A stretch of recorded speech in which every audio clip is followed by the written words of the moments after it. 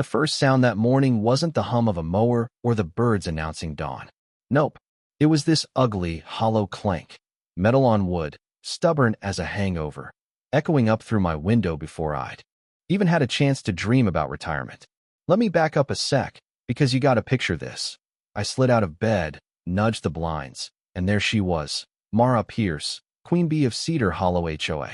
In her faded robe and bunny slippers, knee-deep in my flower bed, wrestling with the aluminum antenna mast bolted next to my garage. She looked like she was either trying to uproot Excalibur or single-handedly win the county fair strongwoman contest, red-faced and jaw-clenched, and for a wild second I almost applauded. But then she yanked so hard the hinge snapped, she toppled straight backward into my petunias, then popped up clutching the busted antenna base like it was a trophy she'd earned. Now, I didn't storm out there. I didn't even yell. I just grabbed my phone and snapped off a dozen photos through the blinds, one after another, like I was catching a rare bird on a technicality, because you know no one's gonna believe you if you just say it out loud. That mast wasn't for show either. It was a high-band receiver wired up to a little weather station I'd built from licensed ham radio gear and some data loggers. Honestly, it was about as harmless as a crossword puzzle. I'd been collecting atmospheric noise samples for a university lab.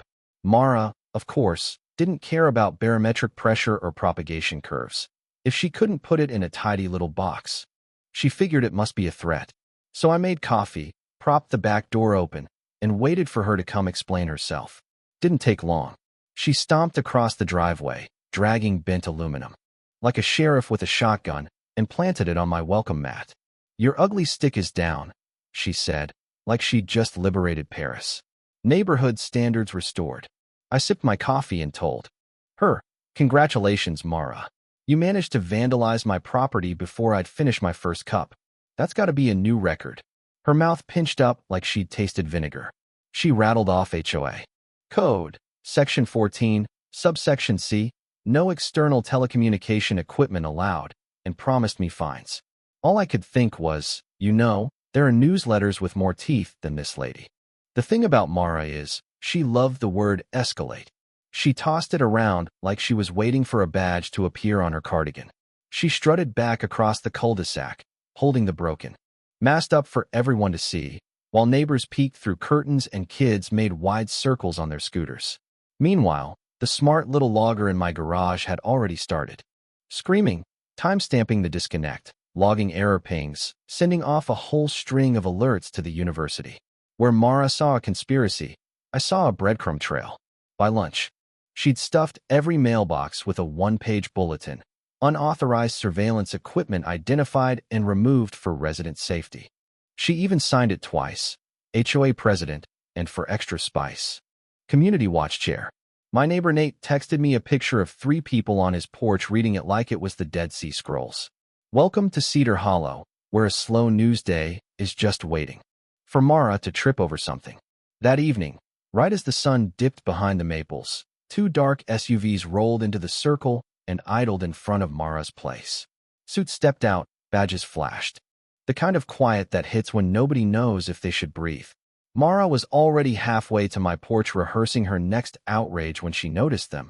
Her bravado evaporated, then doubled back. Twice as loud. "This is property enforcement," she blurted, knuckles white around the aluminum. One of the agents, cool as ice, just told her, "Ma'am, that's federal property adjacent equipment. Please set it down."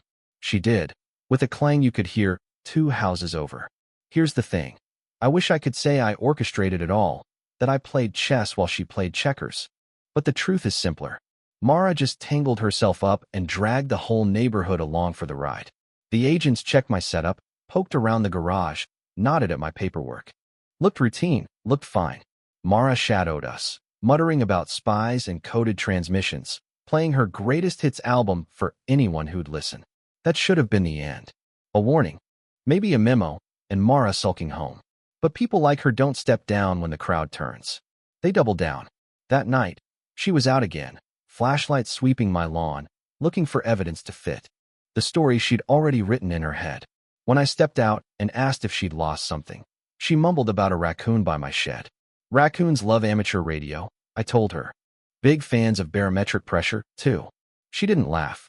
Next day, she called an emergency HOA meeting. My friend Mrs. Alvarez, retired teacher, slipped her phone on the table and recorded the whole thing. Mara stood behind a lectern, trembling with righteous purpose, and unveiled her masterpiece. A new bylaw letting the board remove any suspicious fixture by majority vote. "We need agility," she said, "to protect our aesthetics and security." Nate piped up, "You mean like what you did at Evans Place?" Her smile twitched. "I didn't post a commentary. I just posted the raw audio online." By morning, that recording was in every group chat. The bylaw failed, 21-3, with Mara and her two faithful sidekicks left clapping alone. So she did what bullies do. She started issuing fake citations, stuffed with legalese, stamped with a seal that didn't even spell the Latin motto right, and demanded payment to the HOA treasurer. My violation. Mailbox tilted 2 degrees. I posted it with the caption, "Anyone else get a ticket from Mara's fantasy police?" The thread exploded. Within a day, the SUVs came back. Agents explained, politely, firmly, the difference between an HOA bylaw and a fraudulent document. "Ma'am, if you continue, you'll face charges."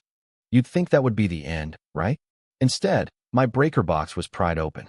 In the middle of the night, my power cut, mailbox knocked loose, sprinkler valve sabotaged, petty vandalism, the kind that says, "I'm watching you." I kept it together. Took pictures, filed reports. Sent everything straight to the same agents. When the SUVs returned a third time, the conversation with Mara was longer, quieter, and ended with her being gently escorted to the car. No handcuffs. Just an entire cul-de-sac watching with their mouths shut for the first time in weeks. Kids played outside longer that night. You could feel the tension bleed away, like the weather had shifted. She came back, of course. People like Mara don't vanish. They just rebrand. Next it was a lawsuit. Every house got a thick letter. Cedar Hollow HOA v. Evan Cole. I actually laughed. My attorney Grant, who color codes his files and brings his own stapler to court, just smiled and said, "Let's expose this misuse of funds." The judge, eyebrows that could silence a marching band, took one look at those fake citations and asked, "Counselor, are you really submitting a document with a forged seal?"